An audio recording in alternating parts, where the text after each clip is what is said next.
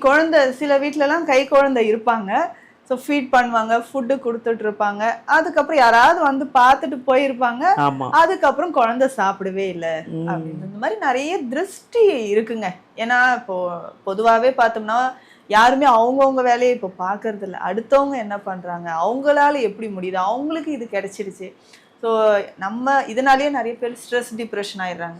அப்போ அந்த stress, depression நம்ம கிட்ட வந்து கேட்கும்போது சிம்பிளா நம்ம சொல்ற நெறைய விஷயங்கள், ம். மூலிகைகள் இருக்கு. ம். ம். சித்தர்கள் வந்து திருஷ்டிக்காக நோயே சொல்லியிருக்காங்க. ஓ! அதாவது வாந்தி, விக்கல் இதெல்லாம் சொல்றோம் இல்லைங்களா? ம். அந்த ம். வாந்தி வகையில கண்ணேறு வாந்தினே ஒண்ணு சொல்லியிருக்காங்க. ம். கண் திருஷ்டினால வரக்கூடிய வாந்தி எப்படி இருக்கும்? ம். அதுக்கு என்னென்ன மருந்துகள் நம்ம செய்யணும், எடுத்துக்கணும் அப்படின்னு ம். சித்தர்கள் சொல்லியிருக்காங்க. சில நோய்களுக்கு விக்கலா இருந்தாலும், செரியாமையா இருந்தாலும், வாந்தி வர்றது, உடல் இளைத்தல் இதுக்கு ம். எல்லாத்துக்கும் கண்ணேறுனால வரக்கூடியது. அதற்கான தீர்வுகளும் சித்தர்கள் குடுத்திருக்காங்க.